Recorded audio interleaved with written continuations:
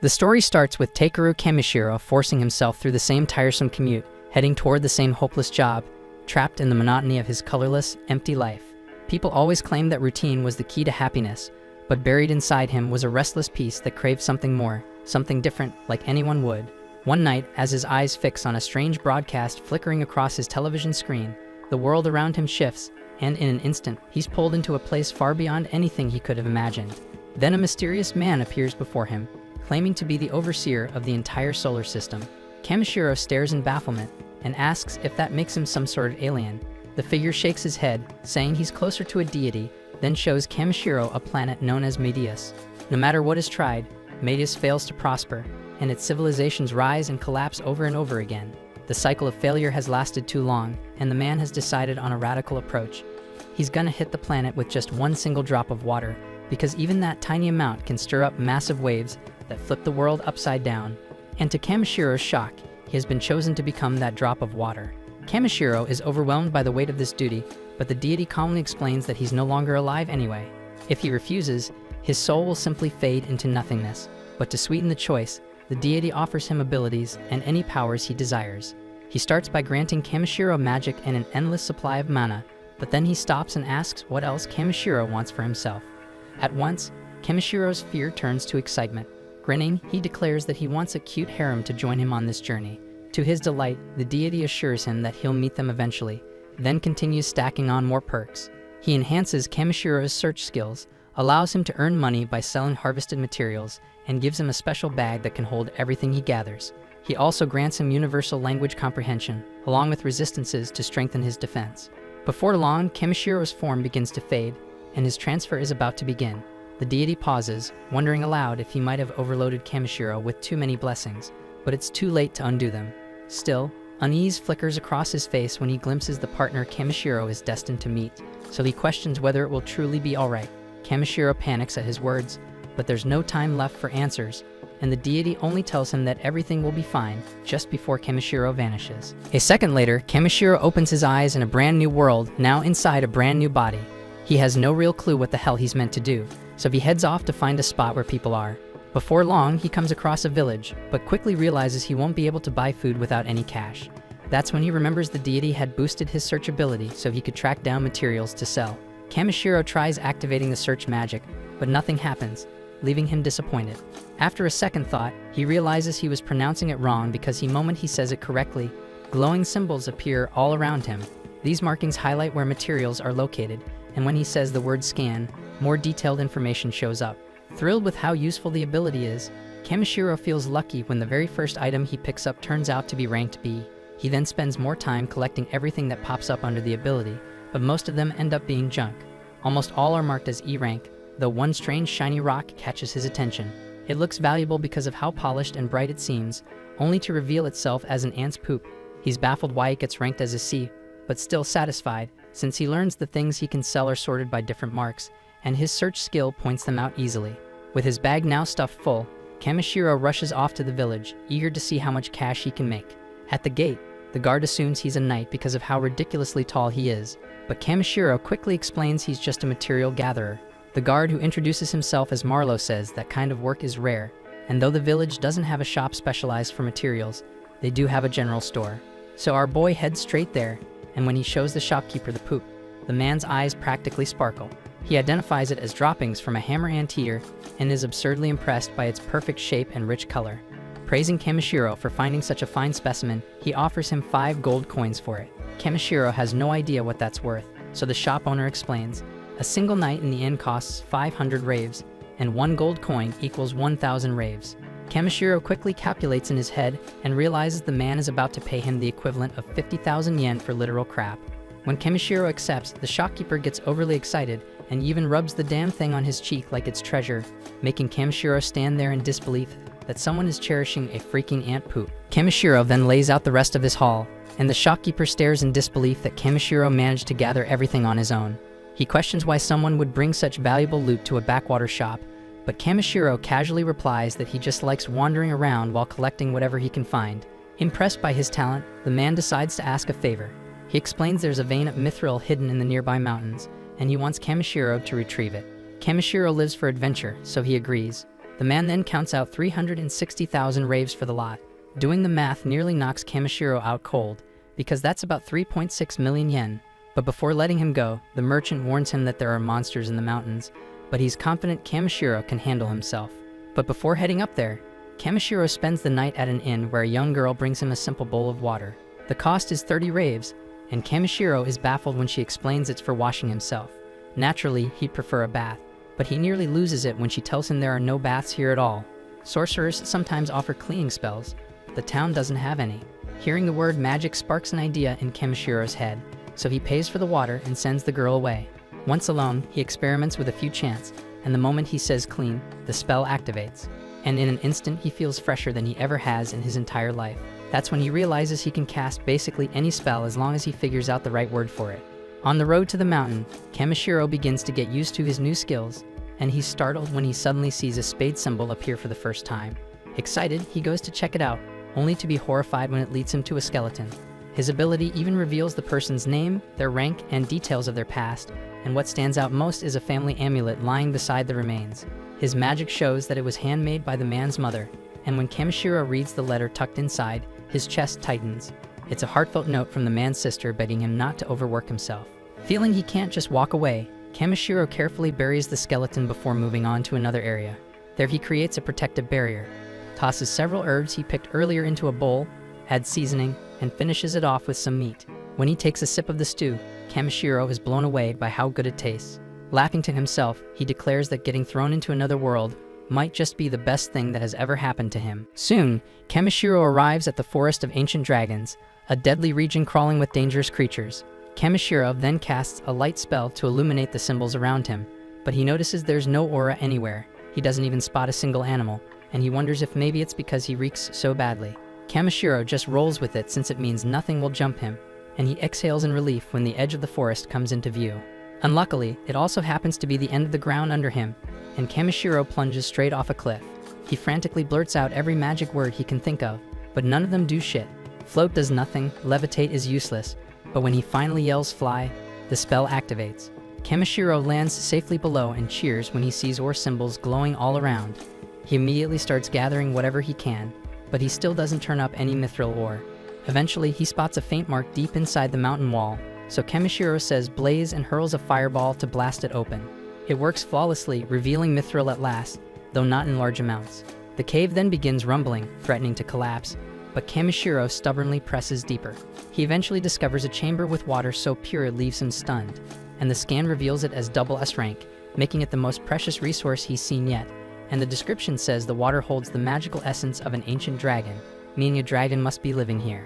Kamishiro chooses not to panic and starts preparing to collect as much as possible, but before dumping out the plain water in his container, he decides to test if the dragon water is even drinkable, so he scoops up a handful.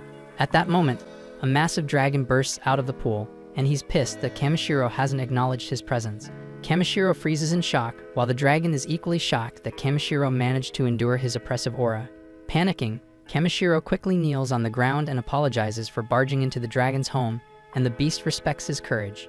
Kamishiro introduces himself, stating plainly that he's human, but the dragon struggles to believe it. He explains that the mana radiating from Kamishiro was so overwhelming that it shook him awake from his deep sleep. Kamishiro doesn't get what the hell he's saying, but the dragon clarifies that the amount of mana pouring out of him could actually match his own or even exceed it. The ancient dragon calls himself Voldias, and he states that he has a favor to ask of him. Voldias recognizes the clean, raw power in Kamishiro, and it makes him believe that Kamishiro might be able to rouse his child. And naturally, the dragon isn't expecting him to do it for nothing, so he promises to hand over a heap of mithril ore in exchange. Voldias presents our guy with the egg that refuses to hatch, but Kamishiro has no idea what the hell he's supposed to do. So Voldias tells him to channel his mana into it the same way he produced his light. Kamishiro then speaks the word heat to warm it, but he panics when a freaking massive force erupts all around him. Something is obviously off, but Voldias bursts into laughter. Kamishiro's body begins to be dragged into the egg, and he thinks about how he only just reached this world, and he was hoping to see more of it before he died. Moments after, Kamishiro ends up in a weird place, and a voice calls him reckless. Kamishiro wonders if this is the deity from before, but realizes it's someone else. This man says that he has been tinkering with this planet for tens of thousands of years, but it only took Kamishiro one day to cause a massive ripple, and he isn't happy about that. Kamishiro has no idea what this man is even getting at. but the man simply casts him away. Kamishiro is bewildered when he returns to the world, but relieved when he sees that he managed to make the egg hatch. Voldias asks Kamishiro to name the newborn, but Kamishiro isn't sure if he should. Voldias says it's fine because the child already has its true name, and he only wants Kamishiro to give him his everyday name. Kamishiro agrees to it and christens the baby dragon Bee for Black. Then Voldias tells Bee to roam the wide world as much as he desires, and the hatchling immediately joins Kamishiro's party. Kamishiro notes that the little guy was just born, and questions whether it's smart for Voldias to let him leave with a stranger like him. But Voldias isn't concerned, and he points out that Kamishiro is stronger than he is, and he feels safe in trusting his child in his care. Voldias then delivers Kamishiro's reward by firing a beam at his magic bag, then bids him farewell. Kamishiro then formally asks Bee if he will come with him on his gathering journey, and the tiny dragon chirps his agreement. Kamishiro couldn't be happier, but before setting off, he takes a moment to use magic to clean up his new partner, because the funky little dragon stinks like hell. Afterward, Kamishiro starts heading to the surface, taking Bee with him for his first taste of the world above. With nightfall making forest travel dangerous and his stomach already rumbling, Kamishiro chooses to set up camp and wait it out until sunrise. Inside Kamishiro's item box, we find that he's carrying a stash of double S-ranked elemental water. This isn't just ordinary water, it's saturated with magical essence drawn directly from an ancient dragon's overflowing power, so it's crucial for raising a young dragon like Bee. In fact, Kamishiro's stash is linked directly to the underground lake, thanks to Voldias, so he tells Bee to drink as much as he likes because they've got an unlimited supply, and Kamishiro wants the little guy to grow up strong and healthy. Bee then insists Kamishiro take a sip too, and when he does, he's amazed by the water's clarity and purity. Before night fully sets in, Kamishiro uses a few enchanted stones to form a protective barrier around their site. According to a book he picked up from Jerome's shop, these stones are highly valuable, but thanks to the divine blessings he received, Kamishiro can produce them without much trouble. Curious about how they work, he uses one to ignite a fire and starts preparing dinner. He then seasons a cut of meat with care and throws together a hearty stew. It's only his second attempt at cooking this dish, but it tastes so good he feels like he could eat it every day. Bee can't stop staring at the bubbling pot, clearly mesmerized by the aroma, so Kamishiro serves him a portion and warns him to wait because it's still hot.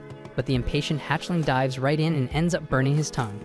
Acting like a proper guardian, Kamishiro cools it down first, and this time Bee is able to enjoy every bite. With a full belly, Bee winds down peacefully, and Kamishiro feels relieved knowing he can eat solid food too, because it means he won't be surviving on water alone, and Kamishiro can start trying new recipes for them to enjoy together.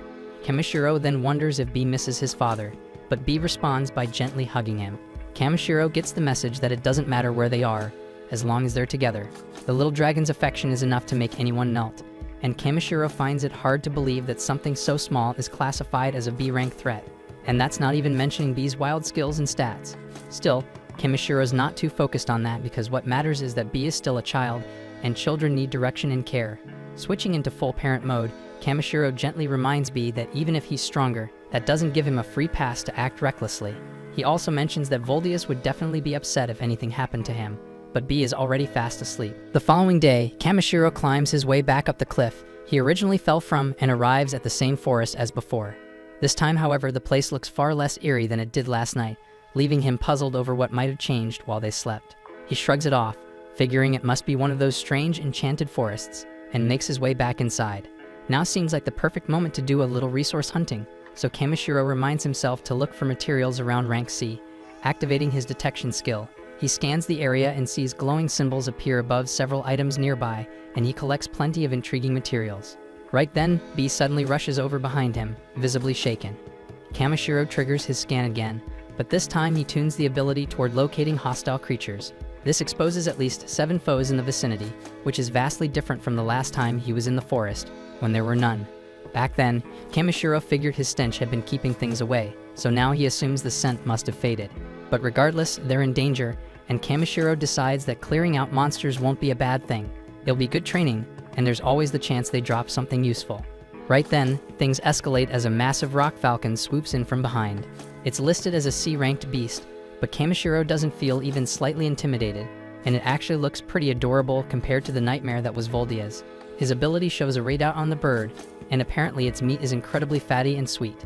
That instantly grabs his attention because in Kamishiro's eyes, the creature just transformed into a giant walking ingredient. Wasting no time, Kamishiro throws up a protective barrier around himself and Bee, then conjures a barrage of ice lances. While he doesn't enjoy taking lives, he tells himself that if it's for survival, he has no choice. With that resolve, he fires the projectiles, piercing the bird with precision, and celebrates fresh, high-quality meat secured. Bee nervously warns that the rest of the monsters have shown up, but Kamishiro only sees them as bonus ingredients. Before the beasts can strike, he chants quick to boost his speed and reduction to lighten his frame. Launching into the air to avoid the first attack, Kamishiro coats both arms and legs in a hardening spell and slams down onto one of the monsters. His punches carry far more force than he expected after being reinforced, and his kicks are quite effective too, as he smashes another wolf. Kamishiro is pleased with this new tall frame of his because kicks are far more effective with his extra long legs. After mowing through the rest of the pack, he pauses for a breather and begins collecting the mountain of premium meat he just earned. After collecting the materials, Kamishiro notices more monsters starting to close in from the distance. Realizing that pushing forward through constant combat isn't realistic, he pauses to think of a way out. Bee, overhearing his concern, flaps over and attempts to carry them both away, but it's not exactly easy. Kamishiro suggests trying a different tactic, but the determined hatchling refuses to give up and starts lifting his human companion with all his strength. Kamishiro is genuinely impressed by Bee's power and decides to help by casting a reduction spell on himself to make his body lighter. The result is a bit too effective, and the two end up soaring high into the sky. While calmly floating upward, Kamishiro tells Bee they're gaining too much altitude. In response, Bee lets go, causing Kamishiro to scream as he free falls toward the ground. But thankfully, Bee catches him just in time before he hits the earth, and Kamishiro is just relieved they both made it out safely. A quick glance at the map confirms they've traveled quite a long way, and he thanks Bee for his effort in getting them away from danger. Kamishiro reminds him that he's only human, so maybe next time the dragon should take it a bit easier, but Bee clearly doesn't understand what the fuss is about. Kamishiro brushes it off and says it's fine, then adds that he'll be depending on Bee again when the time comes. Delighted by the compliment, Bee squeezes Kamishiro in a hug so strong it nearly crushes him.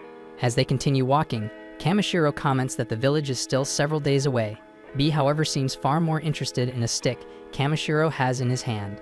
It's just a branch he picked up earlier, but when Kamishiro scans it with his ability, it's revealed to be from Yggdrasil, the mythical tree of legend and ranked at SS grade. Right then, Bee seems to get an idea and starts breathing all over the branch. Kamishiro watches in confusion, unsure what the little guy is up to, until suddenly the branch begins to transform into a staff. Apparently, Bee's breath is saturated with mana, and by enveloping the branch with it, he triggered its hidden potential. Now Kamishiro's left holding a fully formed magical staff, and he's told everyone he's just a low-key material collector, so the thought of being spotted carrying something like this makes him uneasy. It looks awesome, but Kimishiro's not exactly trying to look like some flashy spellcaster. Suddenly, a distant growl echoes through the trees, prompting Kamishiro to warn Bee to stay close. The sound is intense, so whatever's out there doesn't seem friendly, but instead of backing down, Bee darts forward, and Kamishiro has no choice but to chase after him. Bee gestures towards something up ahead, and Kamishiro is startled to discover an elf lying injured on the ground. At first glance, it looks like she might have been attacked by some creature, but the girl quickly clarifies that's not the case. Her stomach lets out an earth-shaking rumble, and Kamishiro realizes this is the terrifying beast he was worried about. She explains that she hasn't had a single bite in 3 days, though what she truly needs is water. Kamishiro hands over the last of his clean drinking supply, and the elf gratefully tells him he's just saved her life. Her hunger isn't going anywhere though, and Kamishiro suddenly remembers the boxed meal the innkeeper packed for him. When he offers it, the elf accepts without hesitation, and Kamishiro quietly notes that she's nothing like the graceful, elegant elves he read about in books. A moment later, he grows concerned when she suddenly stops eating, but it turns out she's just overwhelmed by how good the food tastes. She looks like she's seeing stars, whispering that she's reached heaven, though Kamishiro casually mentions that it's probably just because she was starving. With over-the-top flair, she claims she's been brought back to life by the taste alone. Still, Kamishiro feels something is a little off. They aren't that far from town, and certainly not far enough to completely run out of supplies. She tries to explain it away, saying she left in a hurry, but that excuse doesn't quite sit right either, because most travelers pack food just in case. The elf gets irritated with the interrogation, but before she can come up with another excuse, he's hit by a foul smell that derails the conversation completely. He always imagined elves would smell like blooming flowers and crisp peppermint, not like livestock shit. Deeply offended, the girl snaps back, saying it's not her fault because she's been roughing it outdoors for days. Still frustrated by the insult, she thanks Kamishiro for the help, then storms off before he can say anything else. Once she's gone, Kamishiro returns to gathering materials, and as they finally reach the edge of the woods, just as they step out, The two are thrilled to see a passing carriage approaching right on time. Kamishiro stares in awe as the carriage rolls into view, not pulled by a horse, but by a freaking unicorn. While majestic, unicorns are surprisingly common in this world and only considered an E-rank creature. The driver spots Kamishiro's staff and asks if he's a magician of some kind, but Kamishiro quickly clears that up, saying he's nothing more than a material collector and trader. The man is even more impressed by this, noting that someone who specializes in gathering is a rare find. Kamishiro didn't expect that kind of response and quietly admits to himself that he wouldn't exactly call himself a specialist. The driver kindly offers him a ride back to the village, but Kamishiro hesitates, pointing out that he's a tall guy and might not fit comfortably. Fortunately, there's ample space inside, and the family turns out to be very warm and welcoming. Ever since arriving in this world, Kamishiro has noticed that children seem drawn to him. Now that he's practically a parent himself, he doesn't mind it at all. He just hopes he isn't being a burden, but the man reassures him that the village lives by a simple code: help those in need. It's a value the whole family shares, and Kamishiro quietly admires the courage it must take for kids to travel with their parents in such risky territory. The children are incredibly sociable, so Kamishiro gently reminds them not to trust people too quickly. He jokes that he could have been a thief for all they knew, but the boy grins and says he never had a doubt. Their family carries a small bell that rings whenever someone dangerous is nearby. It's a clever little tool, and Kamishiro wonders if he might be able to craft something similar himself. After exchanging names, they start to hear faint chirping coming from inside Kamishiro's coat. The kids get excited, eager to meet whatever kind of creature he's hiding, but Kamishiro warns them that it's no ordinary pet. Eliza curiously comments that monsters aren't anything unusual, and adventurers often travel with them, so there's no need to be so secretive. Kamishiro is relieved to hear that monster companions are common here, and he finally gives Bee permission to come out, with the added warning not to bite anyone. Bee pops out with a cheerful grin, and the parents are visibly startled to see an actual dragon. Seeing their reaction, Kamishiro quietly decides that it's probably best not to mention that Bee is the offspring of an ancient one. The family immediately assumes Kamishiro must be a dragon knight, given the fact that he's traveling with an actual dragon. But he casually explains that he just stumbled across a dragon egg one day. That revelation shocks them even more, since getting a dragon to hatch is no small feat. In fact, for a human to pull it off is practically unheard of. As Bee tugs at Kamishiro playfully, he starts to realize just how unusual this little dragon truly is. Eliza points out that they rarely ever encounter dragon knights, and seeing a real dragon in the flesh is even rarer. Kamishiro, who's only ever seen dragon knights in RPs, is sure he won't be able to stop staring if he ever meets one in real life. Later that evening, they settle down to make camp. Poran is impressed by the enchanted stones Kamishiro uses to ward off monsters. On top of that, Bee can sense danger before it gets too close, so Kamishiro reassures everyone that they'll be just fine through the night. When Eliza announces that it's time to eat, Kamishiro offers to cook for the group. She gives him the go-ahead, and the kids watch in amazement as Kamishiro starts pulling out a mountain of ingredients. They whisper among themselves, wondering if he's actually a mage, but Kamishiro laughs and tells them it's just a special item bag that can carry far more than it looks. He finishes preparing his go-to-meat soup, but this time he adds a side dish, a mushroom and vegetable salad. The presentation is mouth-watering, and the family dives in eagerly because none of them can remember the last time they had a meal that tasted this good. But just as everyone's enjoying themselves, something seems off with Poran. For a moment, everyone panics, thinking something's wrong, but it turns out the taste moved him to tears. After so many days eating nothing but dry jerky, seeing his children eating real food again overwhelms him. Poran can't hold back the tears, and Kamishiro chuckles at how dramatic he's being. Poran loudly declares that Kamishiro must be a mage and crowns him the Wizard of Flavor. The name gets a big laugh out of everyone, and the cheerful mood carries over into the night as someone pulls out an instrument to play a light tune. The entire family joins in, and the night is filled with music and joy. The warmth of the evening makes Kamishiro reflect. He realizes how many things he's missed out on. Sitting down to eat with others, laughing together, and enjoying the moment, it's a completely different feeling from eating alone in silence. For the first time since arriving in this world, Kamishiro feels a genuine laugh escape his chest. As night falls and everyone begins to sleep, Kamishiro says goodnight to Bee and peacefully gazes up at the stars above. The following morning, Takeru wakes up early and spends some time polishing his scissors while waiting for their departure. Poran then mentions they'll be heading out soon after breakfast, but Takeru has a small favor to ask. He admits he's never actually driven a carriage before and wonders if he could try it just once. Poran doesn't mind at all and passes him the reins without a second thought. Not long after, they reach the village. Takeru hops down from the carriage, and Poran thanks him for sharing his meals. But Takeru insists he's the one who should be grateful. After all, he didn't have to walk the whole way back by himself. With that, Poran and his group ride off, and as they disappear into the distance, Marlo watches them go and quietly remarking that spring must finally be here. Takeru raises an eyebrow at the comment and asks what he means, so Marlo explains that Purun is a weaver by trade. Every year he travels south to warmer lands for work, and the trip is always hard on his family. Since he can't hunt during those journeys, they barely get by on scraps, which explains why he was so thrilled to try Takeru's cooking.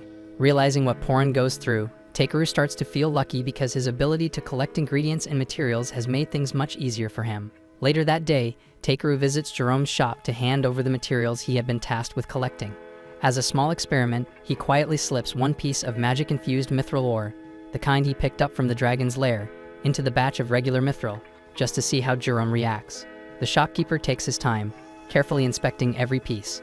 Eventually, he pauses and points to the odd one out, declaring that it must be a rare magic-infused mithril. Jerome explains that a few chunks of this stuff hold enough magical power to replace most of the kingdom's standard magic stones. Takeru pretends to be surprised, though he already knew exactly what it was. Jerome is impressed that Takeru managed to stumble upon something so rare, but Takeru shrugs, saying he just happened to come across it during his trip. Jerome doesn't buy the modesty. Even if it was just lying around, being able to recognize and retrieve a stone like that takes skill. He tells Takeru that if he really wants to make the most of his abilities, he should head to Belkame, a major city with a much bigger market. As much as Jerome doesn't like the idea of letting go of someone with so much potential, Takeru would have access to a wider selection of goods and better opportunities there. He only asks that when Takeru eventually makes a name for himself, he remembers to send a few good customers back to his shop. Takeru wasn't really aiming for fame or recognition, but the idea of heading to a major city sparked his curiosity. Once he got back to the inn, he decided to learn more about Belkame. There he discovered that the city had a well-established adventurers guild, one that handled quests from across the entire nation. The adventurers were organized into various roles, combatants, support types, and other specialties. Since he was now living in a different world, Takeru thought it might be fun to experience life as an adventurer, traveling from place to place. He set his sights on joining the guild in Belkame, but before heading out, he still had some unfinished business here in Tormy. First, he made his way into town to drop off the monsters he captured so they could be processed. With that taken care of, he spent the rest of the evening celebrating with the villagers, eating, drinking, and enjoying their hospitality. The following day, Takeru returned to the butcher. By then, all of the monster parts had been cleaned and prepared, giving him more than enough food and spices to keep him stocked throughout his trip.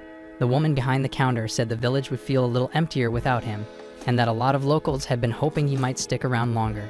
Takeru admitted he'd missed the place too, but there were still so many places he wanted to see, and so many people left to meet. He couldn't stay in one spot just yet. The woman smiled and said she understood, and that she wouldn't try to convince him otherwise. Before he left, she handed him a cloth bag. Inside, she packed a full set of meals for the road. Actually, it was more than just one. She'd stuffed the bag full of travel lunches. Takeru was touched, and it looked like food wouldn't be a concern for quite some time. Later, back in his room, there was only one thing left on his mind: what to do with the magic mithril ore. Jerome had told him it was far too valuable for him to buy, which left Takeru unsure of what to do with it. Throwing it away was out of the question, but since the ore contained a strong magical presence, he began to wonder if he could use it to create something useful for the village as a way to say thanks. That's when his eyes landed on the lamp sitting on his table, and an idea clicked. He grabbed the magic ore and tried merging it with the lantern. It didn't take long before he figured out the right process, and with a burst of light, he succeeded in crafting a magical item. The following day, just as he was about to leave, the entire village gathered to see him off. Takeru thanked them for all their kindness. As a token of his appreciation, he presented the item he'd made. He explained that it was an enchanted tool designed to generate a protective barrier around the village, one that would repel anyone with harmful intentions. The villagers were stunned by the gesture. While they deeply appreciated it, some of them hesitated, wondering if it was really alright to accept something so rare and priceless. Takeru reassures everyone that it's perfectly fine because he considers it the least he can do to repay their kindness. And also, he wants to make sure the village is still safe and intact if he ever decides to come back for a visit. Jerome, however, can't help but wonder what kind of power source is behind the device. Curious, he opens it up for a closer look, and sure enough, inside is the magic-infused mithril ore, worth a fortune. He's about to object and say they can't possibly accept such a valuable gift, but by the time he turns around, Takeru has already slipped out the gate and disappeared down the road, so it's too late to return it now. As Takeru makes his way toward Belkame, he takes a moment to appreciate the quiet countryside. The breeze is calm, the view is peaceful, but that doesn't last. Up ahead, standing square in the middle of the road, is a giant crab that looks like Mr. Salta. At first, he's a bit taken aback, but once the surprise wears off, Takeru checks Mr. Salta's stats and quickly realizes there's nothing too threatening about it. What really grabs his attention is the line that says it's edible. With a smirk, he decides tonight's dinner is going to be seafood. He casts a body enhancement spell to get ready for combat, but before he can even throw a punch, B zooms past him and lets out a piercing sonic scream that knocks the crab out cold in one hit. Takeru is amazed because he had no idea B had that kind of power. But there's no time to celebrate yet, as 2 more crabs appear out of nowhere. Thinking he's safe by standing in the center of the road since crabs are supposed to only move sideways, Takeru relaxes. That is, until the crabs charge straight at him. Turns out these ones can move forward just fine, and in seconds, they've flanked him. As the claws close in, B reacts quickly and lifts Takeru into the air. The 2 crabs crash into each other below, giving him a lucky escape. Takeru thanks B for his fast thinking, but the fight isn't over. The first crab has recovered and lunges forward in a blind charge. Takeru summons his staff and smashes the crab straight into the sky, finishing it off for good. With the danger cleared, it's time to start preparing the meal. Takeru hardens his arm into a blade-like edge and starts cutting off the crab's claws and legs. After a few minutes of work, everything's ready to be boiled. He pulls out an enormous cooking pot and tosses all the crab parts in. He adds water, a generous amount of salt, and lets everything cook for a few hours. When it's finally done, the 2 of them sit down to eat. The crab meat is delicious, sweet, rich, and perfectly cooked, so Takeru and B devour every bite. From now on, Takeru decides he's going to start hunting and eating as many monsters as he can. If every battle leads to a new kind of meal, then he's all in. After a few days, Takeru and B finally arrive at the gates of Belkame. He stops for a moment, taken aback by the sheer size and grandeur of the city's fortified walls. They're massive and beautifully built and far more impressive than anything he's seen so far. As he approaches, he notices a long line of travelers waiting to be inspected before entry. Takeru joins the line, but before it's his turn, he discreetly casts a spell to mask his magic bag because he figures it wouldn't be a great idea for the guards to find out he's carrying an item with infinite storage. When his name is called, Takeru is led into a separate inspection room by the guards. One of them begins checking through his belongings, while the other asks about the reason for his visit. Takeru replies that he's here to register with the Adventurers Guild. The guard nods, saying that makes sense because Belkame is home to the largest guild on the entire continent. He doesn't think Takeru looks suspicious, but protocol is protocol. So he tells Takeru they'll be running a scan using something called a Varus. Takeru blinks because he's never heard of it before, so he asks how it works. The guard explains that a Varus is a magical tool designed to detect if someone is hiding anything shady. Takeru agrees, and the guard holds out the device, scanning him from head to toe. After a few seconds, the results come in, and nothing out of the ordinary. Feeling curious, Takeru activates his ability and takes a peek at what the guard actually saw. A stat window pops up, showing that Takeru is marked as a magic user, nothing else.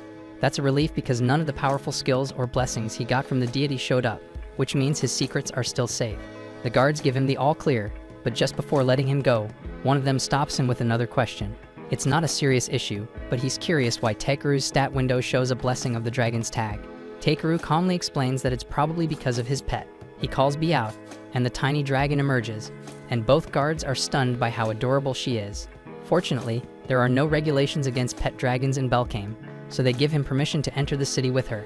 The only condition is that she needs to wear some kind of tag or mark to show she belongs to him, in case something happens. Takeru didn't bring a collar, but then he remembers the lucky charm he received from Porin's kids a few days ago.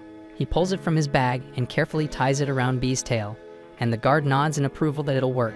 They mention that they'll still need to submit a formal notice to the mayor's office about a dragon being registered in the city, but that's their job, and Takeru doesn't need to worry about it. After returning his bag, they point him down the main road and tell him that if he keeps going straight, he'll eventually reach the Adventurers Guild. As Takeru steps into the city for the first time, he's blown away by how lively and beautiful it is, far beyond what he expected. Just then, B points her tiny claw toward a large building at the end of the main street. Judging by its size and design, it's definitely the Adventurers Guild. Without hesitation, Takeru heads over and steps inside for a look around. Not long after, a woman named Ariana walks up and greets him warmly, welcoming him to the Adventurers Guild Europa. They're always happy to welcome new members, so she invites him over to the front desk to begin the registration process. She hands him a form and asks him to write down his name and current job. It sounds simple, but for a moment, Takeru pauses and realizes something odd. He still doesn't understand how he can read and speak the language of this world so fluently. After filling everything out, Ariana follows up by asking if he has any experience with combat. Takeru casually mentions that he's taken down a griffin, fought off a bunch of wolves, and even handled a couple of oversized crabs. It all sounds a bit too convenient, and Ariana quietly wonders if he's exaggerating. So she asks if he has any proof. Takeru says he does, but warns her that it's kind of big. Ariana, thinking it's nothing serious, tells him to go ahead. To her absolute horror, Takeru pulls a massive crab from his inventory and drops it right on her desk. The sheer weight of it splinters the wood into pieces. He instantly realizes he might have gone a bit overboard, but in his defense, he did warn her. All the other adventurers quickly gather around to see what's going on. The guild master arrives, asking what the commotion is, so Takeru deadpan replies that he just wanted to show Ariana his crab. The guild master, staring at the ruined desk and giant crustacean, says he can see that, but he's more curious about how Takeru pulled it out so casually, and he suspects an item box. He asks where Takeru got it, and Takeru explains that it was a gift. The guild master activates his own ability to confirm. It's similar to Takeru's scan, but instead of a stat window, he can read a person's aura and judge their intentions. Takeru's aura gives off nothing suspicious, so he decides there's no need for punishment, just an honest mistake. He says they can appraise the crab and offer a payout by the end of the day, but Takeru surprises everyone again by saying he actually plans to eat it later. The entire guild goes silent, stunned by the statement. The crowd grows even larger, so Ariana hurries to wrap things up and suggests they move to the next room. Once they're seated at a different desk, Ariana tells him the crab definitely proved his strength, no doubt about that. She then finishes processing the paperwork and hands him his official guild armband. She admits that someone of his caliber should probably be starting at a much higher rank, but guild rules are strict, and every newcomer starts at F rank. That said, with skills like his, she expects him to move up fast. The next morning, Takeru tracked down the relatives of Beluria, the young man he had found lifeless in the woods, in order to inform them of his passing and return a few of his personal effects. Beluria's family is devastated, especially since they had pleaded with him not to pursue adventuring, but he remained resolute in his decision, believing it was the only way to earn enough to pay for his father's medical treatment. Takeru can see plainly that the man is still severely ill, and burdened by the family's grief, he begins to wonder what he can do to help ease their hardship. Later, he visits the guild to sell a collection of herbs, and the clerk is visibly impressed by the sheer size and quality of the mushrooms and leaves he's brought in. Right then, Ariana shows up looking for Takeru, and it seems he's gained a strong reputation around town lately, as several new job postings have specifically requested him by name. Takeru is glad to know that people hold him in such high regard, but with limited time, he explains to her that he'll only accept a few tasks for now. Following that, Takeru heads to the bathhouse for a long, soothing soak, and a short while later, Clay arrives and takes the spot directly beside him. Takeru is caught off guard by his appearance, since Clay usually doesn't show up around this time. But he mentions that rain's on the way, so he wanted to bathe early. While they're there, Clay brings up a question and asks if Takeru knows how to use healing magic, since there's been talk that he treated a sick man in the slums free of charge not long ago. Takeru confirms it's true, and Clay is genuinely shocked to hear it, considering that most healers ask for a hefty payment. As Takeru reflects on it, he begins to wonder whether the healers who do charge might hold a grudge against him for upsetting their business, but the fact that this is his only concern makes Clay chuckle. He then urges Takeru to take the official rank assessment so he can move up in rank, but Takeru replies that he's content with how things are and has no real desire to climb any higher. Clay recognizes that Takeru has a laid-back nature, but still cautions him that maintaining such a low profile could eventually attract the wrong kind of attention. As he gets up to leave, he advises Takeru to gain a better understanding of how the world operates. Later, Takeru returns to the guild with another batch of herbs, and the clerk sincerely thanks him for his consistent effort, though he once again wishes Takeru would pursue a higher rank, one that would be easily attainable for someone of his skill. Takeru, however, repeats that he's content right where he is and has no plans to rise beyond F rank. Right then, a sudden uproar erupts inside the guild as news breaks that a large horde of goblins has been sighted near the city. The guild master immediately issues a directive for all adventurers ranked D and above to prepare for combat. He then turns to the receptionist and inquires if any A-rank adventurers are available to participate in the operation, but unluckily most have already departed on various missions, leaving only one A-ranker in town, and it's Clay. The guild master breathes a sigh of relief, knowing they'll at least have the support of the Honorable Dragon King, so he instructs Muesli to go and notify Clay of the situation immediately. Takeru watches all of this unfold, and while he could probably wipe out the entire goblin force without breaking a sweat, he's only an F rank, so technically, there's no obligation for him to get involved, and honestly he doesn't care to. Yet the guild master isn't fooled by Takeru's act, and he calls him out directly, making it clear that he's joining the mission whether he likes it or not. Not long after, once all the adventurers are assembled, the guild master outlines the details of the upcoming operation. The front lines are expected to form along the southwestern Stavala plains, and from there, the goblins will likely push toward Belkame. to prevent any breach of the city walls. The plan is to intercept the horde at the Zalwas River before they get any closer. The adventurers appear fired up and eager to protect the city, though Takeru for his part would rather be anywhere else. Right then, two nearby adventurers notice that Takeru is listed as F rank and question why someone so low-ranked would be allowed to take part in an operation like this. At that moment, the guild master returns and admits he's not entirely sure either, and he just knows that his staff won't stop talking about how amazing Takeru is, so he figured it might be worth bringing him along. He acknowledges that he can't officially compel an F rank to join a combat operation, and doing so would put the Union on his back. But there's no rule against asking one to collect valuable monster materials in the field. With that, the guild master walks away, and Muesli approaches to apologize to Takeru. She's just as confused as he is about why the guild master would drag an F rank into a battle, but yet she promises to do her best to support him out there. Takeru isn't sure what she means, so Muesli clarifies that she knows a bit of healing magic and will be assisting as a field medic. Takeru understands why she'd be brought along, but as he looks at how excited she is to charge into what could easily be a bloodbath, something in his gut tells him this mission is going to go sideways fast. Not long after, Takeru and Muesli arrived at the rear outpost, and the instant they get there, she gets startled by a bird and instinctively latches onto Takeru's arm. He politely asks her if she could let go, but Muesli is far too shaken to loosen her hand. She keeps insisting that she's not scared in the slightest, but Takeru's not buying it. He points out that they're stationed at a rear outpost, well away from the actual battlefield, so the likelihood of her encountering any real monsters is minimal. He reassures her there's absolutely nothing wrong with feeling scared. After all, even the bravest warriors feel fear sometimes. So what matters is doing your best with whatever strength you've got. Moved by Takeru's words, Muesli brightens up, promises to give it her all, and dashes off toward one of the nearby tents. Just then, Clay steps out and can't help but laugh at how Takeru just gave an encouraging speech about courage when he himself was doing everything he could to dodge the battlefield earlier. Takeru acknowledges the irony in that, but explains that he simply prefers not to get involved in trouble unless absolutely necessary. And speaking of staying out of fights, Takeru is surprised to see Clay lingering at the rear base because he expected him to be out front with the others.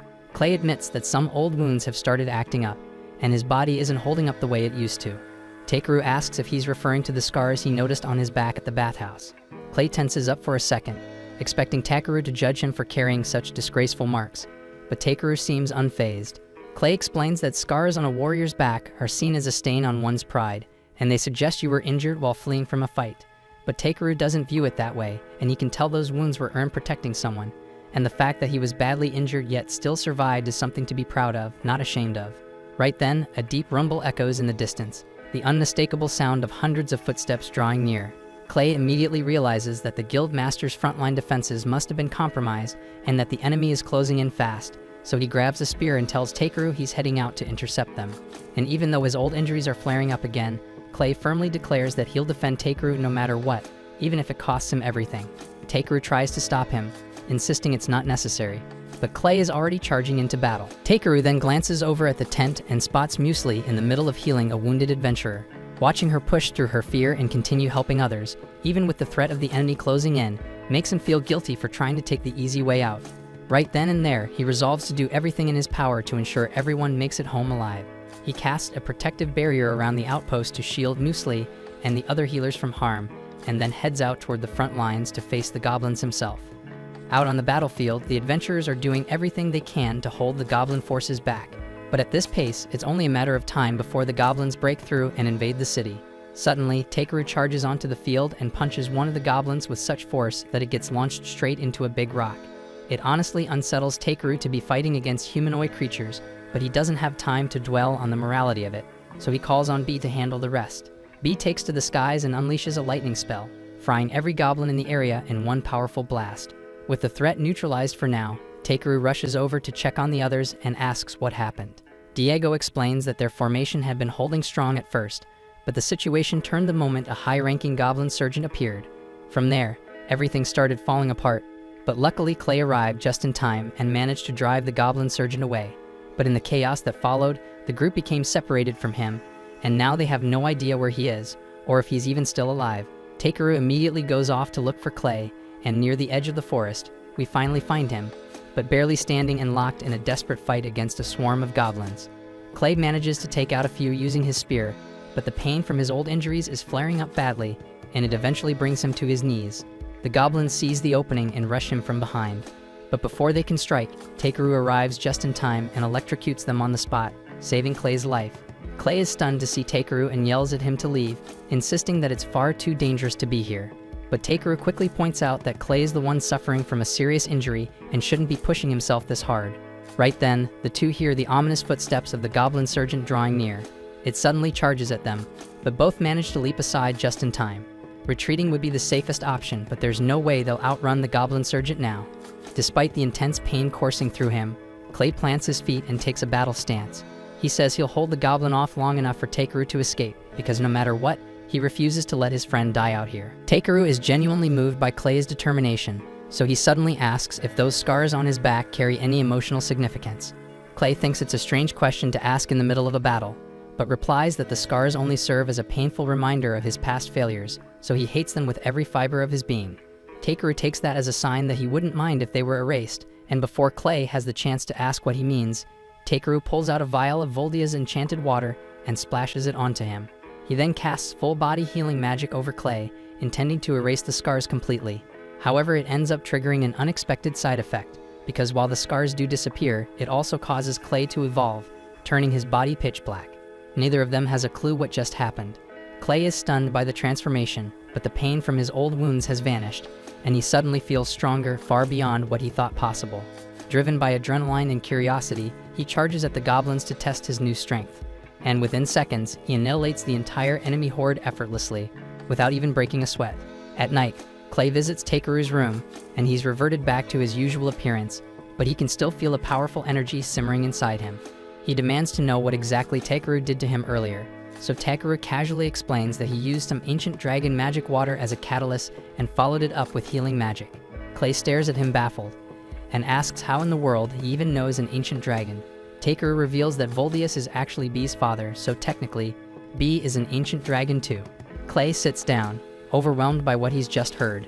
He's deeply thankful for what Takeru did for him, but it's clear that no ordinary person could pull off something like that. So he looks Takeru straight in the eye and asks who he really is. Takeru hesitates for a moment, realizing he may have revealed a bit too much.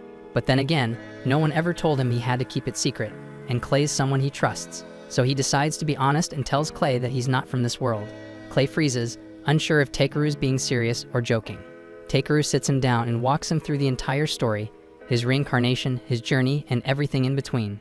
Clay finds it almost too absurd to be true, but considering all the supernatural things Takeru's done so far, it actually starts to make a weird kind of sense. He promises to keep Takeru's origins secret, but warns him to be more careful in the future, because casually modifying someone's body isn't exactly a minor thing. The next morning, Takeru is seen accompanied by a young woman named Ribble, who turns out to be the one in charge of managing the shop. He asks if she happens to have any gatherer scissors available, as his current pair has become too worn to use properly. Unfortunately, she informs him that she doesn't stock those kinds of tools, but she does mention that she knows a highly skilled blacksmith who could forge a new pair for him, though in exchange, someone will need to gather a specific set of materials for him.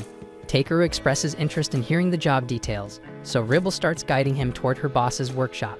As they make their way through the halls, Takeru catches sight of several blacksmiths working diligently in the forge. He's clearly impressed by their craftsmanship, and Ribble agrees wholeheartedly, admitting it's why she dreams of becoming a skilled blacksmith herself and forging a legendary blade worthy of a hero someday. Eventually, they arrive at the workshop, and Ribble proposes the idea of having Takeru gather some Ildra ore, the rare mineral required to forge the sword. But her boss shuts it down instantly, saying there's no way he's letting a gatherer venture into those damn mines. Ribble pushes back, suggesting he should at least consider it, and the two begin arguing, while Takeru remains confused, having never even heard of Ildra ore. The boss explains that his refusal is due to the mines being infested with monsters, and there are even rumors of demons lurking deep inside, so he can't in good conscience let Takeru take that risk. Ribble admits that the number of miners has recently dropped, but the boss figures she conveniently left that part out when talking to Takeru. He tells her bluntly that any blacksmith willing to endanger others for personal ambition has no right to wield a hammer. Realizing her mistake, Ribble sincerely apologizes to Takeru and tells him to just forget about it. But despite the risk, he still seems intrigued and asks whether Ildra ore is truly the only material capable of making the sword. Ribble confirms that it is, so Takeru offers to gather the ore in return for a specially crafted pair of scissors.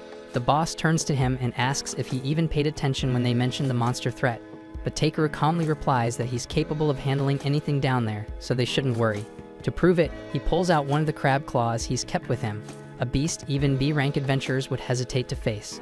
And seeing that, the boss begins to realize Takeru might actually be up to the task. Takeru heads out right away toward the Ryuhai mines, and during the trip, the other passengers in the carriage begin chatting about how odd it is that all the poisonous herbs in the region vanished overnight. Takeru grows a little uneasy, suspecting he may be the cause for over-harvesting, but he quickly brushes the thought aside. A short while later, the carriage drops him off, and he notices he's near a horse farm, so he decides to take a quick look around. While there, he spots the elf girl he encountered earlier, and it looks like she's in the middle of a disagreement with the farm owner. She apparently requested a white horse that could soar through the sky, but the farmer is now showing her a massive raven instead. The farmer explains that in this area the word horse is used more as a general term than a literal one. Basically anything that can carry cargo qualifies as a horse, whether it's an actual horse or a freaking giant bird. Realizing the misunderstanding was her fault for not being more specific, the elf apologizes for causing a scene. The farmer assures her it's not a big issue, but if what she truly wants is a white Pegasus, then her best bet would be to look in the Dwarven Kingdom. Without any hesitation or preparation, she immediately sets out in that direction. Meanwhile, Takeru resumes his journey, and as he walks through the forest, he notices the area is full of valuable plant ingredients. He even stumbles upon a patch of moongrass and takes a few minutes to collect some. But just as he's about to leave, he hears a familiar low growl coming from nearby. When he goes to investigate, he finds the same elf girl from earlier slumped against a tree, once again on the brink of starvation. He quickly gives her some food and water, which she gratefully accepts. She then extends her hand to thank him with a handshake, but she still reeks terribly, and Takeru decides he's had enough of the Dan stench, so he casts clean on her to freshen her up. She introduces herself as Verita Brolite and sincerely thanks him for helping her now, and for what he did before. Takeru tells her there's no need for thanks and turns to leave, but Brolite stops him, saying she wants to repay his kindness. Takeru explains he didn't help her expecting any reward. Still in that case, Brolite insists on traveling with him to assist however she can. Though Takeru tries to decline, she won't take no for an answer, so he ultimately lets her tag along. Over the next few hours, Takeru continues collecting herbs from the forest, and Brolite does her best to help, though she mostly ends up gathering a bunch of completely useless stuff, like shit literally. After a while, it comes time to set up camp, so Brolite offers to gather some firewood. Takeru tells her there's no need, as he already has a few fire magic stones he can use instead. But Brolite points out that it's important to leave signs of a real campfire in places like this because it helps let other travelers know the spot is safe to rest. Takeru admits she makes a valid point, so Brolite disappears into the woods, and not long after, she returns carrying a massive log slung over her shoulder.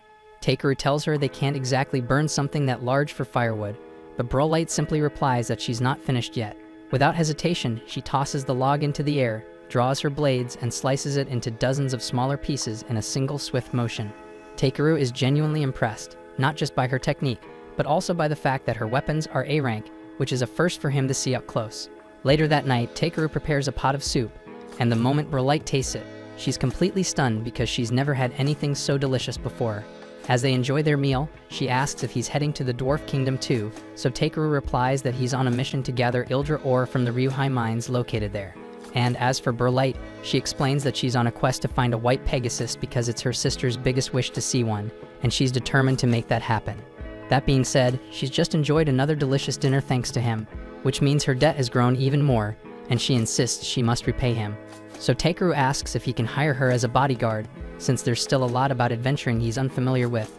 Brolite gladly accepts, saying she'd be more than happy to protect him. And for the first time, Takeru realizes that when she's not half-starved or collapsing from exhaustion, Brolite actually looks quite beautiful.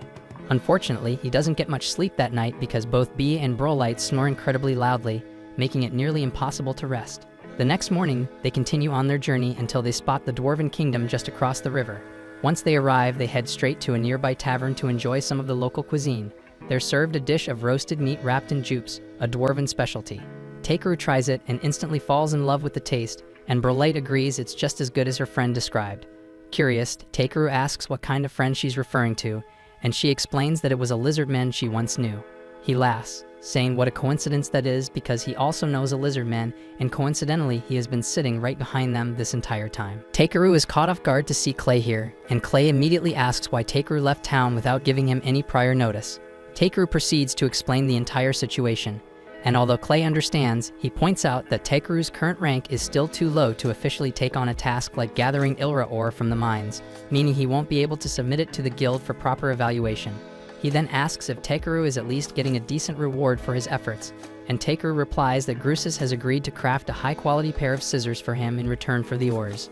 Clay is momentarily speechless, clearly thinking that's a lopsided deal, but Takeru insists that a reliable pair of scissors is crucial for any serious gatherer. If Takeru genuinely feels satisfied with that as his only compensation, Clay sees no reason to argue. However, he says he'd like to tag along on the mission.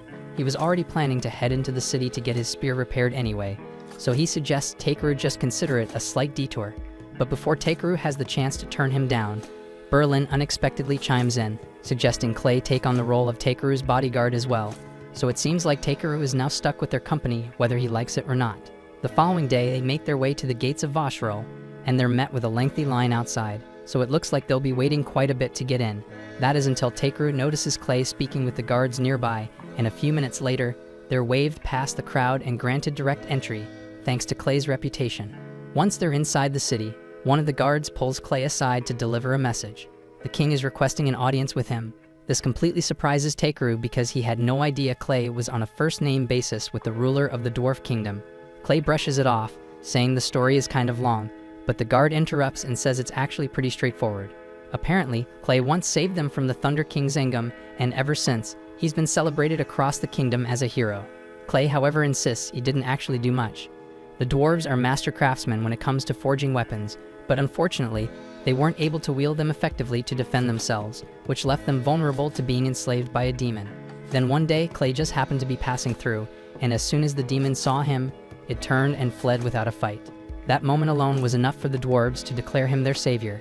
They even went as far as erecting a statue in his honor, though apparently sculpting isn't their strong suit, because the final result looks more like a freaking T-Rex than Clay himself. A short time later, Clay and the others make their way to the castle to meet with King Zorwadin. As soon as they arrive, Clay immediately demands to know who thought it was a good idea to make a statue of him that looks like that. Zorwadin replies with a laugh, saying he just thought it looked cool that way.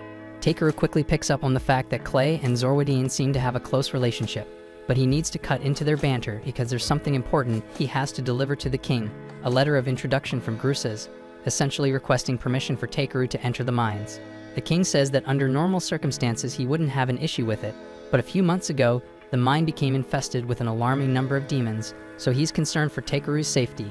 He asks if Takeru is truly willing to proceed despite knowing the risks, and Takeru assures him that he is, so the king grants them permission to go in and investigate what's causing the sudden demon presence.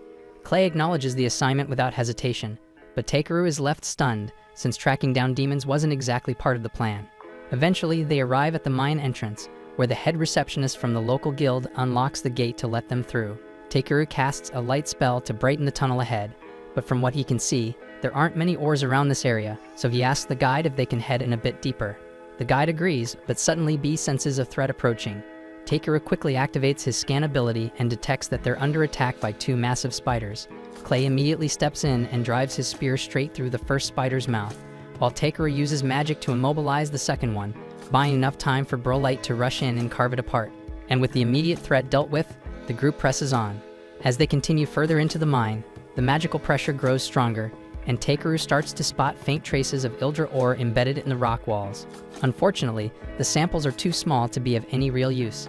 Just then, he notices something deeply buried in the stone, so he fires off a blast of explosion magic to break it loose, revealing a massive ore vein. It's not Ildra ore, but something even rarer and more valuable, prompting the guide to tell him that this is a remarkable discovery. But just as they begin to take it in, B suddenly warns Takeru that something else is closing in. The guide goes pale, eyes widening as he realizes it's a demon. After taking a closer look, Takeru calmly tells the group to stand back because he plans to handle this one solo. Not because he holds a grudge against demons, but because this particular demon is actually a giant crab, and both he and B are already thinking about how good it's going to taste. Takeru then tells B to give him ranged support while he rushes in to strike, but he also warns B not to use any fire or lightning magic, since they don't want to burn up the tasty crab meat. B answers by unleashing a powerful sound wave that throws the creature off balance, giving Takeru an opening to sprint in and crack it over the head with his staff. Unfortunately, this crab is way sturdier than the ones he's fought before, and it swings back and smacks him right in the head. Still, Takeru's not backing down. and the crowd tries to crush him underfoot, but he quickly rolls out of the way, and B seizes the moment to freeze one of its legs in place. That sparks an idea, so Takeru forms a barrage of ice needles and launches them at the crab, freezing it solid on the spot. Rollite is blown away by how quickly Takeru managed to bring the beast down, but Clay is absolutely fuming, and he demands to know why Takeru went after the thing solo.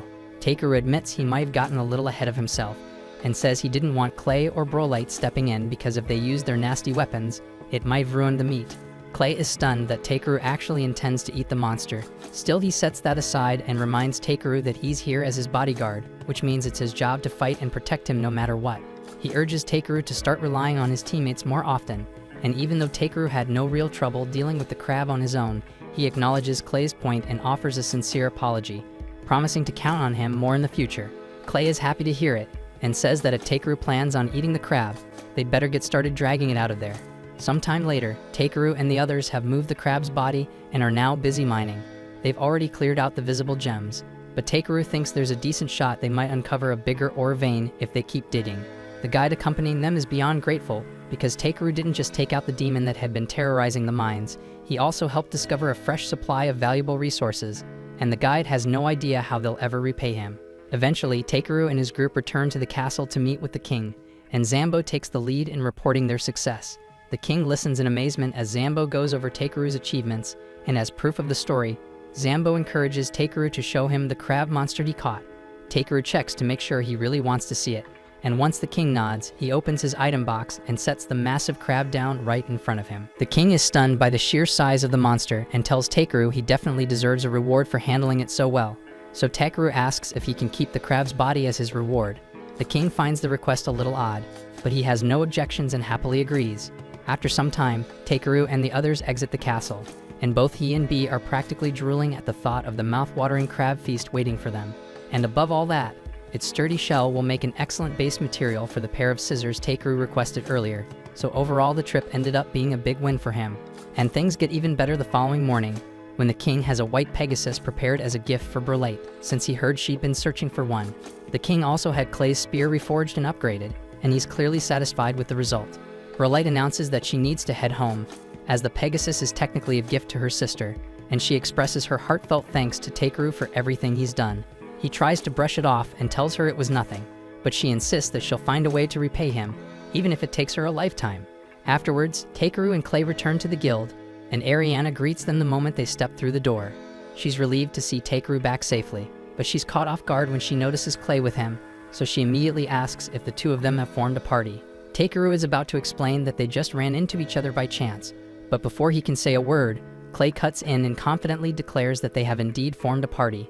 Ariana lights up at the news, and before Takeru can correct her, she's already off to inform the guild master. Takeru turns to Clay and asks why he'd say something like that, but Clay shrugs and says there's no harm in it. He knows Takeru's not your average human, and he clearly has a knack for stumbling into all kinds of trouble, so Clay figures someone's gotta be around to keep him in check. As much as Takeru dislikes being cornered into things, he admits to himself that having Clay as a partner might not be so bad after all. The two of them then sit down for a proper chat, and before long, they officially agree to form a party, which they call the Azure Black Brigade. After that, Takeru heads over to the smithy to drop off the materials he gathered. And the moment the shop owner lays eyes on all the raw Ildra Takeru brought in, he's absolutely floored. Takeru begins to worry that something might be off, so he had assumed that bringing pure Ildra would be more valuable than regular Ildra ore, but now he's beginning to doubt himself. He asks if they'll still be able to complete the project using the Ildra he delivered, and both Ribble and Grusas are instantly moved to tears. They never imagined they'd ever get their hands on such an untainted form of Ildra. Takeru feels relieved that they're pleased with what he brought, though he certainly wasn't expecting such an emotional reaction. Once the two finally compose themselves, they turn to Takeru and explain that while they're incredibly grateful, there's simply no way they could afford to pay him for the full value of this much pure Ildra. But Takeru quickly tells them not to worry about money, since what he really wants is a custom-made pair of scissors, forged just for him. And before they get started on that, he asks them to use this Ildra to craft the finest sword they've ever made, one worthy of winning the upcoming swordsmithing contest. About 2 weeks later, Takeru is at the tavern enjoying a cold mug of beer when he's suddenly interrupted by Wade. Wade says someone important is looking for him, and they left behind a letter requesting a meeting. Clay takes one glance at the seal on the envelope and immediately recognizes it as the crest of the House of Lucelovac. Wade goes on to explain that the letter is from the local lord himself, and Takeru doesn't like where this is going, because it already sounds like the kind of headache he'd rather avoid. He starts thinking up excuses to dodge the meeting, but Wade reassures him that, while the man is a noble, he's not the uptight or overbearing type, so there shouldn't be any trouble. Trusting Wade's judgment, Takeru opens the letter to see what it says. Inside is a formal invitation for both Takeru and Clay to visit the Lord's manor so he can personally bestow honors upon them. Clay is caught off guard that his name was included too, but Wade explains that the Lord likely heard the two of them had recently formed a party and decided to invite them as a pair. While the idea of being honored sounds nice on the surface, Takeru has a feeling this whole ceremony is just a convenient excuse to get him to show up. Clay agrees, suggesting that the real reason for the invitation might be B. Since baby dragons are extremely rare, the Lord probably just wants to lay eyes on one.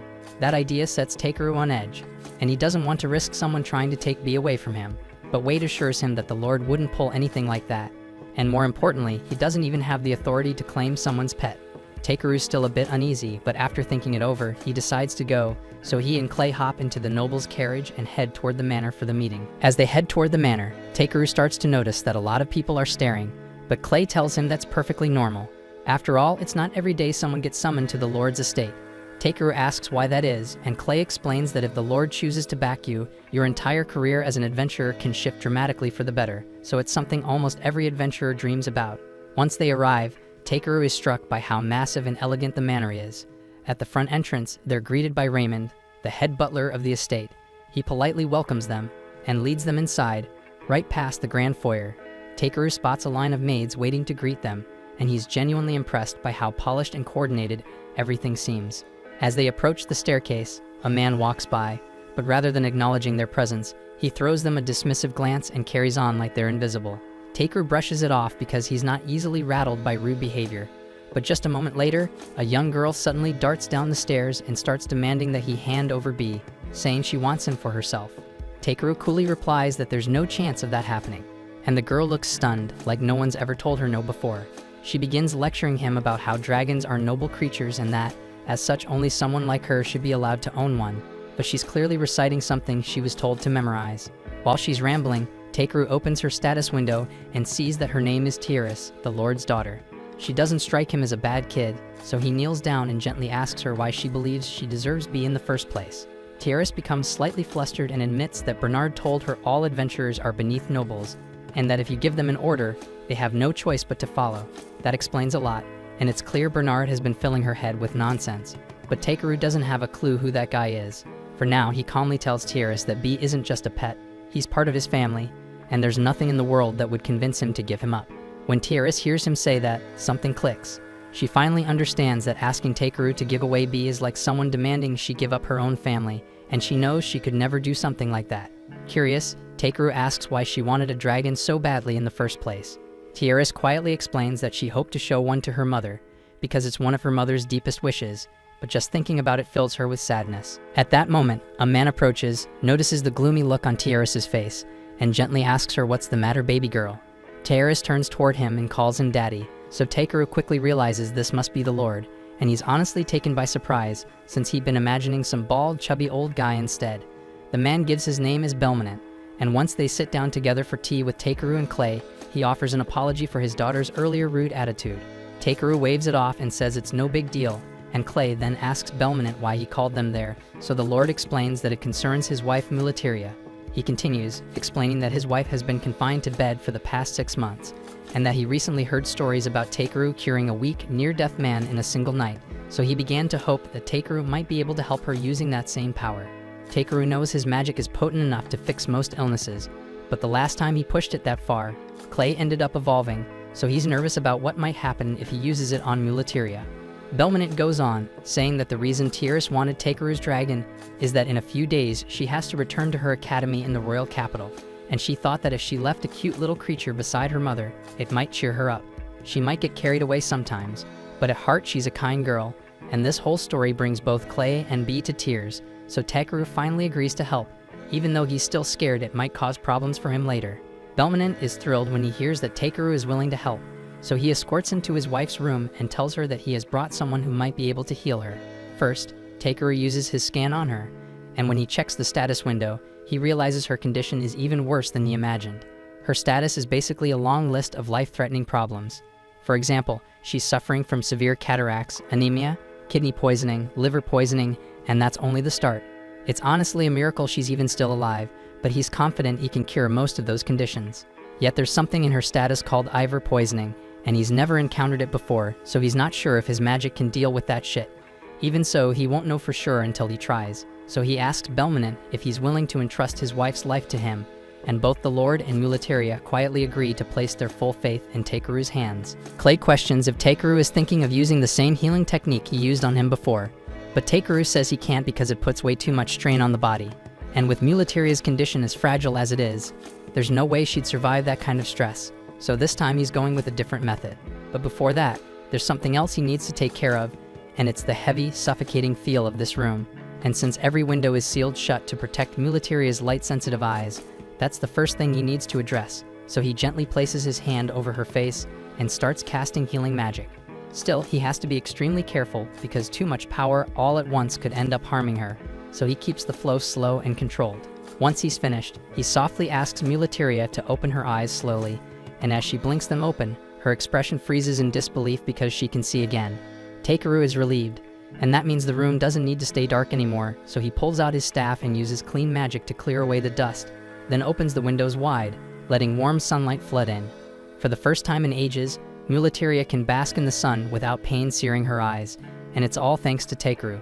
Still, as much as he wants to treat her other symptoms, he can't do that just yet. He asks to have a word with Belmonent in private, and Belmonent nods and follows him out. Once they're alone, Takeru tells him straight that his wife is suffering from something called Iver poisoning, and based on the symptoms, she must have ingested the toxin. Belmonent is about to deny it because there's no way Muleteria would ever eat something so dangerous, but then it hits him that she didn't take it by mistake, and someone's been poisoning her, and the fact that he never caught on makes him feel sick. He asks what he can do to help, but Takeru admits he doesn't know how Iver toxins function, so he can't treat her. He asks if Belmonent can track down an antidote, but Belmonent says it's not possible because Iver toxin is a lost poison, ancient and forbidden, and since the knowledge of how to create it vanished long ago, the recipe for the antidote was lost along with it. Still, Belmonent has one lead and pulls out a stack of old record books from the library, and explains that these contain journals and notes from all the lords who came before, so if there's anything left about the Iver toxin, it might be buried in these texts. The issue is, every book is written in an ancient language that no one's managed to decode for decades, but thanks to Takeru's translation skill, he's able to read them without much effort.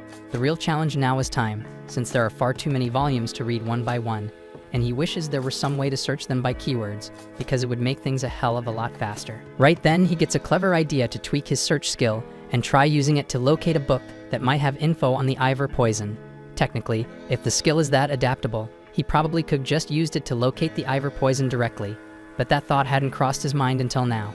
He activates the skill, and sure enough, one of the books glows faintly. He flips through it and eventually finds a section with information about the poison. It's the diary of a boy named Pola Pola, who wrote about stumbling upon a field of Iver flowers near a lake marked by a rock shaped like a horse. That detail catches Clay's attention because he's seen that exact spot during one of his travels to a small village. He pulls out a map, points to the area, and says the village is called Asheth.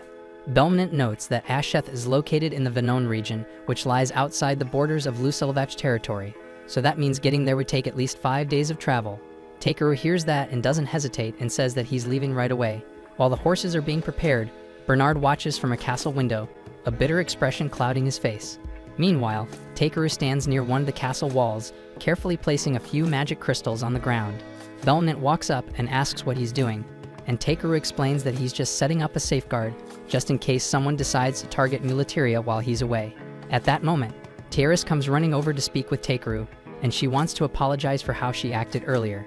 He came all this way to help her mother, and she treated him coldly without a reason, so she's ashamed. But Takeru reassures her that what matters is that she recognized her mistake and chose to correct it, and that alone is a rare and valuable trait.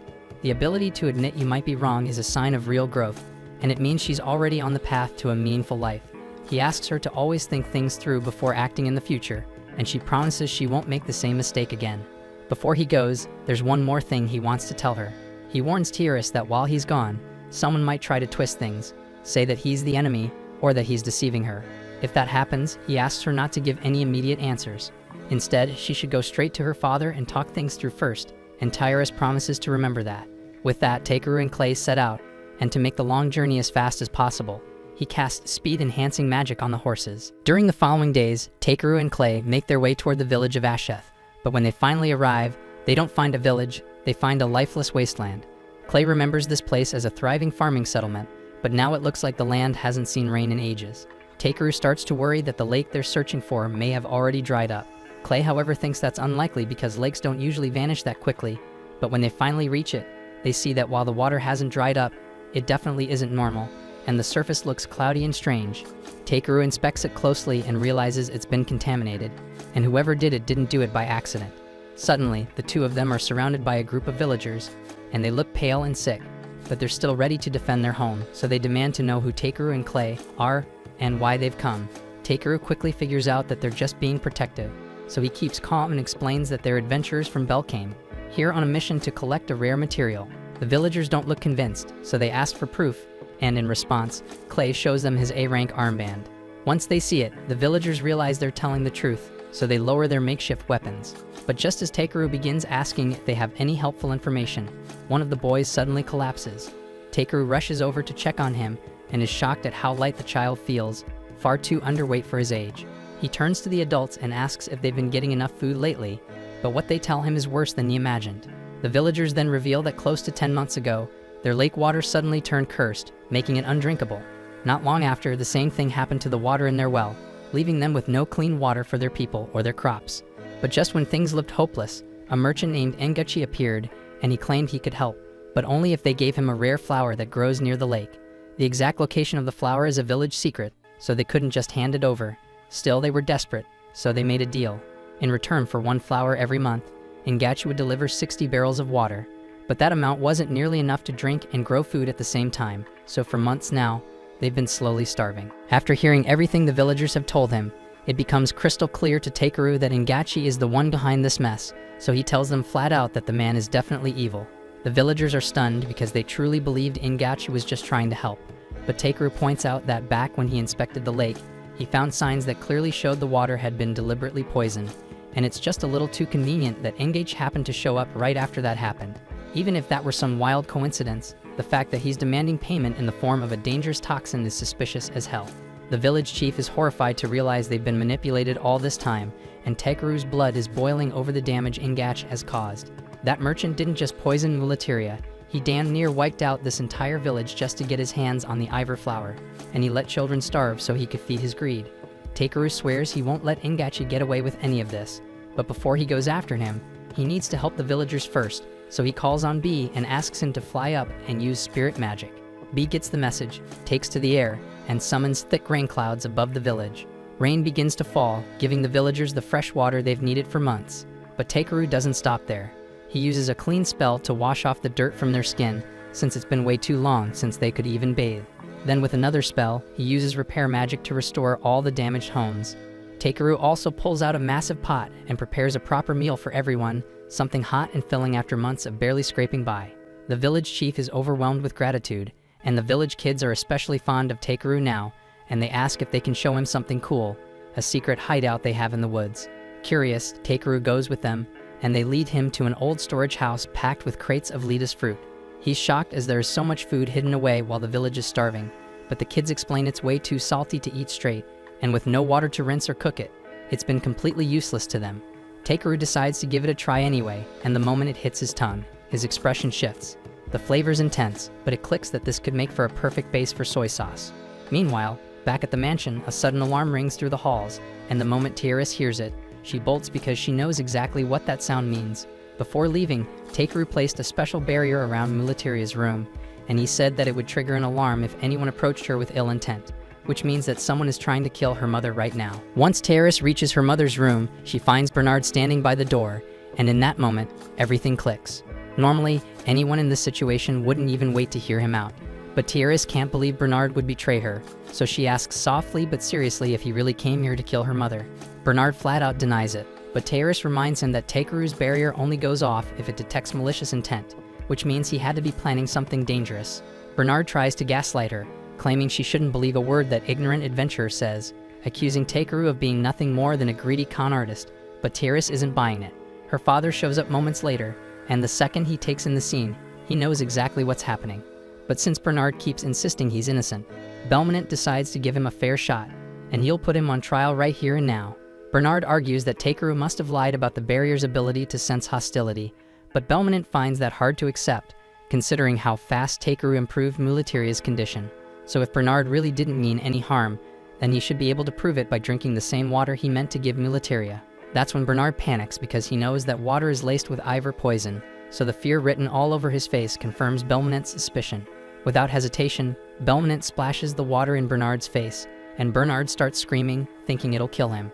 But Belmonte calmly tells him to stop being dramatic because the water had already been swapped out with clean water. So he's not going to die from poison, but he is going to spend a long time behind bars for what he's done. After Bernard is dragged off, the castle staff search his room and discover a letter.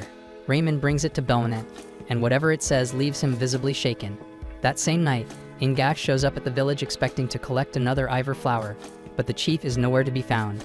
He asks one of the locals, and the man tells him that the chief went out with some adventurers. They also learned the truth, that the Ivor flowers were being used to manufacture poison, and they've decided they won't be dealing with him anymore. Realizing the villagers are no longer fooled, Ingash abandons the act. If he can't trick them, they'll just burn the whole place down and take what he wants by force. And back at the castle, as Bernard is escorted away to prison, he starts to grin because he knows this is far from over. Thanks for watching. If you enjoyed the recap and are excited for the next episode, make sure to like, subscribe, and hit that notification bell so you don't miss our daily recaps.